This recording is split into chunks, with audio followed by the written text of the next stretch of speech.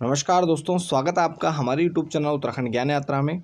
दोस्तों, ये हमारे उत्तराखंड परीक्षा वाणी की विशेष सीरीज है और इस सीरीज में हम उत्तराखंड परीक्षा वाणी पुस्तक में हमारे जितने भी अध्याय हैं तो सभी का हम कर रहे हैं विषयवार अध्ययन। इसी क्रम में आज हम चर्चा करने वाले हैं उत्तराखंड परीक्षा वाणी पुस्तक के अध्याय 1, जिसका नाम है उत्तराखंड एक संक्षिप्त अवलोकन। और इसकी यह हमारी भाग 17 या वीडियो हमारी 17वीं है। इसमें हम वन्य एवं वन्य जीव संक्षिप्त के बारे में चर्चा करेंगे, जिसमें हम वन वर्गीकरण एवं घटक के बारे में सबसे पहले जानेंगे। तो यहाँ पर सबसे पहला जो हमारा फैक्ट है या प्रश्न है, तो राज्य में सर्वाधिक प्रतिशत 28.8% जो वन है तो वह मिलते हैं तो 1800 से 3000 मीटर की ऊंचाई पर स्थित है। तो यहाँ पर यानी सर्वाधिक जो हमारा वनों का प्रतिशत है 28.8%, यानी लगभग 29% के आसपास। तो यह 1800 से 3000 मीटर से ऊंचाई जो अधिक स्थान है उत्तराखंड में, जहाँ जिनकी ऊंचाई 1800 से 3000 मीटर से अधिक है, तो वहाँ पर सर्वाधिक वनों का प्रतिशत हमें देखने को मिलता है। यानी सर्वाधिक वन प्रतिशत हमें 1800 से 3000 मीटर की ऊंचाई पर देखने को मिलता है। इसके बाद नेक्स्ट है कि सबसे कम प्रतिशत यहाँ पर 7.5% वन मिलते हैं। तो सबसे कम जो वन मिलते हैं वह 3000 मीटर से अधिक ऊंचाई पर मिलते हैं। तो 3000 मीटर से अधिक जो ऊंचाई है, तो यहाँ पर सर्वाधिक जो वन है तो सबसे कम है यहाँ पर 7.5%। इसके बाद है राज्य के उपोष्ण कटिबंधीय वनों का प्रमुख वृक्ष है। तो राज्य के जो उपोष्ण कटिबंधीय वन है तो इनका प्रमुख वृक्ष है यहाँ पर साल।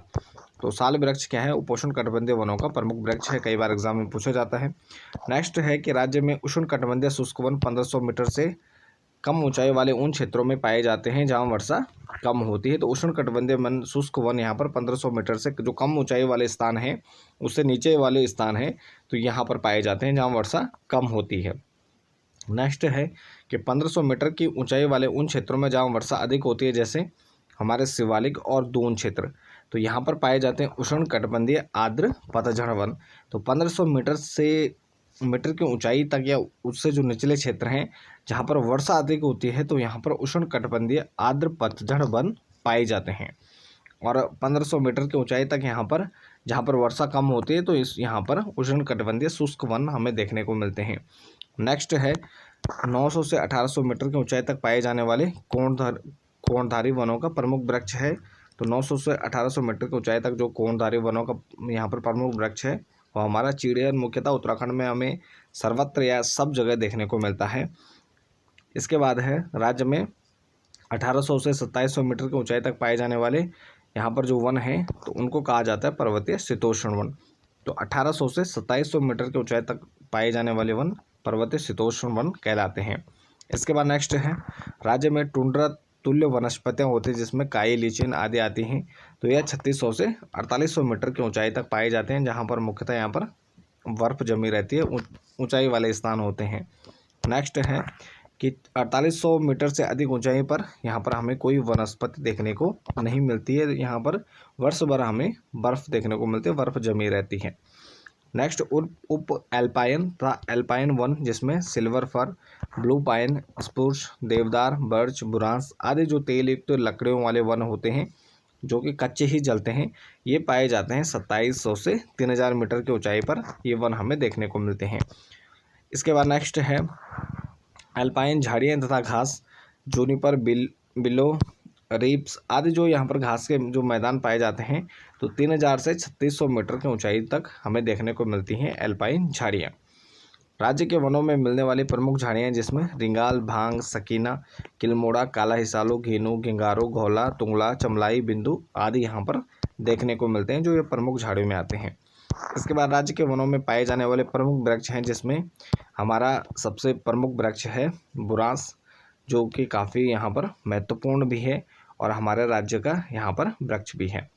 इसके बाद बांज, चीड़, देवदार, अखरोट, उतीस, भीमल, भोजपत्र, बुर्ज का फल, कचनार, आंवला, कठमालू, बकौल, महल, भमौर, प्यामन, सुरई, अयार आदि हमें यहाँ पर राज्य के वनों के प्रमुख वृक्ष ये हमें देखने को मिलते हैं, जिनका कई जो यहाँ पर वृक्ष हैं तो औषधीय गुणों से परिपूर्ण है। नेक्स्ट है राज्य में वन एवं वन पर्यावरण के संकट के लिए यहाँ पर अनुपयोगी वनस्पतियाँ जिनके उन्मूलन का यहाँ पर प्रयास 2010 से किया जा रहा है। तो राज्य में वन एवं पर्यावरण की दृष्टि से जो यहाँ पर नुकसानदेह हैं तो इनके उन्मूलन का प्रयास 2010 से ही किया जाए, जिसमें लैंटाना, जिनको कोरी भी कहा जाता है, गाजर घास, काला बांसा, बला, वासिंग्स, बासुकी, अमेला, जो नटग्रास भी है। तो यहाँ पर ये विभिन्न ये प्रकार के यहाँ पर जो ये झाड़ियाँ हैं या घास है, तो यहाँ पर ये अनुपयोगी हैं, जो लगातार यहाँ पर पर्यावरण एवं वनों के लिए यहाँ पर नुकसानदेह साबित हो रहे हैं। तो लगातार इनके उन्मूलन का यहाँ पर राज्य सरकार के द्वारा प्रयास किया जा रहा है। इसके बाद नेक्स्ट है कि चीड़ से वह कौन सा पदार्थ प्राप्त होता है जिसका उपयोग बिरोजा और तारपीन बनाने में किया जाता है। तो यह होता है लीसा। तो लीसे से यहाँ पर तारपीन, बिरोजा आदि कई प्रकार के यहाँ पर चीज़ें बनाई जाती हैं। नेक्स्ट है उत्तराखंड का वरदान और स्थानीय भाषा में शिव की जटा कहे जाने वाले यहाँ पर शीतोष्ण कटिबंधीय वृक्ष बांज को यहाँ पर पूरे विश्व में 40 प्रजातियाँ पाई जाती हैं, लेकिन उत्तराखंड में पाई जाती हैं केवल 5 प्रजातियाँ। तो उत्तराखंड में हमें बांज की 5 प्रजातियाँ देखने को मिलती हैं और पूरे विश्व में 40 प्रजातियाँ हैं, और इसमें उत्तराखंड का इसे वरदान कहा जाता है और स्थानीय भाषा में इसे शिव की जटा कहा जाता है। तो यहाँ पर उत्तराखंड में वरदान कहने का जो कारण है, सबसे पहले इसमें जो हमारा बांज वृक्ष होता है, इसकी जल धारण क्षमता बहुत अधिक होती है। तो यहाँ पर जल धारण क्षमता अधिक होने से यहाँ पर जहाँ बांज के जंगल होते हैं, तो वहाँ पर हमें यहाँ पर जो हमारे पानी के स्रोत हैं वह हमें अधिक देखने को मिलते हैं। वह जो हमारी मिट्टी है तो उसकी नमी बनी रहती है, उसकी उपजाऊ क्षमता बनी रहती है, तो इससे हमें काफ़ी यहाँ पर फ़ायदा होता है। तो इसलिए यहाँ पर उत्तराखंड का वरदान कहा जाता है। जहाँ पर बांज के जंगल अधिक है वहाँ पर वर्षा अधिक होती है, विभिन्न प्रकार के यहाँ पर हमें इससे लाभ देखने को मिलते हैं, लाभ प्राप्त होते हैं। साथ ही स्थानीय भाषा में इसे शिव की जटा कहा जाता है और 40 प्रजातियाँ पूरे विश्व में, 5 प्रजातियाँ उत्तराखंड में पाई जाती हैं। बांज की नेक्स्ट है, बांज की कौन सी प्रजाति उत्तराखंड के पर्यावरण सुरक्षा एवं जनमानस की उपयोगिता के दृष्टि से अत्यधिक महत्वपूर्ण। तो सफ़ेद प्रजाति यहाँ पर बांज की काफ़ी महत्वपूर्ण होती है, जो पर्यावरण सुरक्षा से लाभदायक होती है। राज्य में सोना कहा जाता है, तो इसी बांज वृक्ष को राज्य में सोना कहा जाता है। कोयला और कृषि यंत्र बनाने व पशु चारा आदि उपयोगी हेतु सदाबहार वृक्ष है बांज।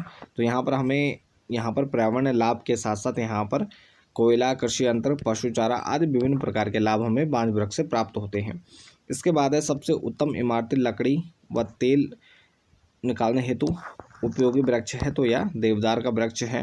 नेक्स्ट है राज्य के वनों के अनुमानित कुल वृक्ष निधि में से सर्वाधिक जो अंश है तो यह चीड़ पाइन का है, और फिर क्रमशः यह साल, बांज, स्प्रूस, फर, सैन, यूकेलिप्टिस, देवदार, सागौन आदि वृक्ष हमें देखने को मिलते हैं। सर्वाधिक यहाँ पर चीड़ है और मुख्यतः फरवरी से जून के बीच यहाँ पर जो सर्वाधिक जो यहाँ पर वनाग्नि काल हमें देखने को मिलता है। तो इसमें सबसे जो मुख्य कारण होता है तो चीड़ की पत्तियाँ होती हैं, तो यहाँ पर सर्वाधिक अंश भी यहाँ पर चीड़ का है। नेक्स्ट यहाँ पर वन आंदोलनों की बात करें तो हमारे जो ब्रिटिश काल है उसमें हमें यहाँ पर काफ़ी प्रमुख वन आंदोलन, और उसके बाद जब हमारा राज्य का इतिहास हम पढ़ते हैं तो उसमें हमें यहाँ पर उत्तराखंड की जो जनता है वन आंदोलन करते हुए दिखती हैं। तो यहाँ पर टिहरी रियासत के विरुद्ध 1930 में चले यहाँ पर रवाई या जो तिलाड़ी कांड होता है, तो यहाँ पर उसके क्या उद्देश्य थे मुख्यतः, तो नए वन कानून को समाप्त करना उसका प्रमुख उद्देश्य था। और इसी क्रम में यहाँ पर 1930 में रवाई या तिलाड़ी कांड घटित होता है। तो यह भी काफ़ी प्रमुख, यहाँ पर हम जब उत्तराखंड का इतिहास पढ़ते हैं तो काफ़ी महत्वपूर्ण घटना है रवाई या तिलाड़ी कांड 1930। इसमें नए वन कानून को समाप्त करने के लिए जनता आंदोलन करती है। नेक्स्ट, तिलाड़ी आंदोलन से संबंधित किस तिथि को आज भी शहीद दिवस के रूप में मनाया जाता है, तो 30 मई 1930 की घटना है। नरेंद्र शाह के समय यहाँ पर टिहरी के शासक रहते हैं, तो उनके समय यह घटना घटित होती है, तो 30 मई को यहाँ पर शहीद दिवस मनाया जाता है।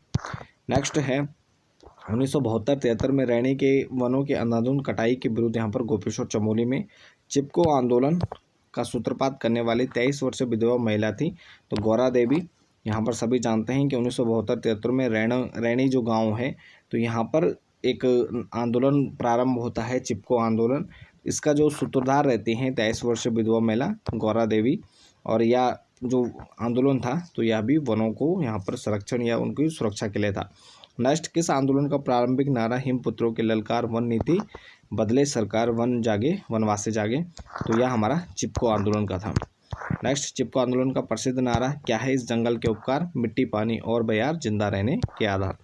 नेक्स्ट है किन पर्यावरणविदों ने नेतृत्व में यहाँ जो चिपको आंदोलन था उसको विस्तार मिलता है और इसका फैलाव संपूर्ण पर्यावरण की रक्षा तक हो गया, तो यह सुंदरलाल बोगड़ा और चंद्र प्रसाद भट्ट के नेतृत्व में यहाँ पर जो चिपको आंदोलन था एक सीमित क्षेत्र में था, तो इसको विस्तार मिलता है और इसका जो फैलाव है तो संपूर्ण पर्यावरण की रक्षा तक हो जाता है। नेक्स्ट बहुगुणा जी का नारा था हिमालय बचाओ देश बचाओ, तो हिमालय बचाओ और देश बचाओ का नारा यहाँ पर सुंदरलाल बहुगुणा के द्वारा दिया गया था। नेक्स्ट डूंगी पैंतोली जो चमोली में वन आंदोलन किस वृक्ष के जंगलों की कटाई के विरुद्ध शुरू हुआ, तो यह बांज वृक्ष के यहाँ पर जंगलों के जो कटाई हो रही थी तो उसके विरुद्ध यहाँ पर डूंगी पैंतोली आंदोलन चमोली में देखने को मिलता है। इसके बाद था कि 80 के दशक में उफरैखाल गांव पौड़ी के क्षेत्र में यहाँ पर युवाओं के द्वारा पानी की कमी को दूर करने के लिए सच्चिदानंद भारती द्वारा, तो सच्चिदानंद भारती के नेतृत्व में यह आंदोलन चलाया जाता है। तो इसका नाम है पानी रखो आंदोलन। तो पानी रखो जो आंदोलन है सच्चिदानंद भारती के नेतृत्व में चलाया जाता है। इसके बाद सच्चिदानंद भारती ने किस संस्था की स्थापना कर वनों के अंधाधुंध जो कटाई थी उसको रुकवाया था, तो यह दोदा तोली लोक विकास संस्थान की स्थापना करते हैं और जो उनका आंदोलन था पानी रखो आंदोलन तो उसका विस्तार करते हैं और यहाँ पर जो वनों की अंधाधुंध कटाई थी तो उसको यहाँ पर रोकने का यह कार्य करते हैं। नेक्स्ट वृक्षों की कटाई के विरुद्ध 1994 में इसी प्रकार हमें टेरी के भिलंगना क्षेत्र में आंदोलन देखने को मिलता है जिसका नाम था रक्षा सूत्र आंदोलन। तो इसका भी उद्देश्य यहाँ पर जो हमारे वृक्ष थे उनको संरक्षित करना था या उनको बचाना था। नेक्स्ट गढ़वाल क्षेत्र में 1966 में मैती या मायका आंदोलन का सूत्रपात किया, तो एक कल्याण सिंह रावत जी के द्वारा किया गया। मैती या मायका आंदोलन उनके द्वारा चलाया गया। नेक्स्ट किस आंदोलन में केवल अविवाहित युवतियाँ ही शामिल होती थी, तो यह हमारा मैती आंदोलन था। नेक्स्ट विगत 30 वर्षों के अथक परिश्रम से कोटमला रुद्रप्रयाग के यहाँ पर निवासी जगत सिंह चौधरी जंगली के द्वारा तैयार किया गया, तो मिश्रित वन खेती मॉडल उनके द्वारा यहाँ पर तैयार किया गया था। 1949 में वृक्ष विहीन पहाड़ों पर वृक्षारोपण करने वाले विश्वेश्वर दत्त सकलानी को कहा जाता है, तो उत्तराखंड में इनको वृक्ष मानव कहा जाता है। नेक्स्ट झपटो चीनो आंदोलन के प्रणेता थे, तो गोविंद सिंह रावत यहाँ पर झपटो चीनो आंदोलन के प्रणेता माने जाते हैं। तो ये कुछ यहाँ पर महत्वपूर्ण फैक्ट थे जो कि हमारे उत्तराखंड परीक्षावाणी पुस्तक में दिए गए हैं। तो इसके साथ इस वीडियो को यहीं पर समाप्त करते हैं। बाकी बने रहें चैनल के साथ, मिलते हैं नेक्स्ट वीडियो नेक्स्ट टॉपिक के साथ। तब तक के लिए धन्यवाद।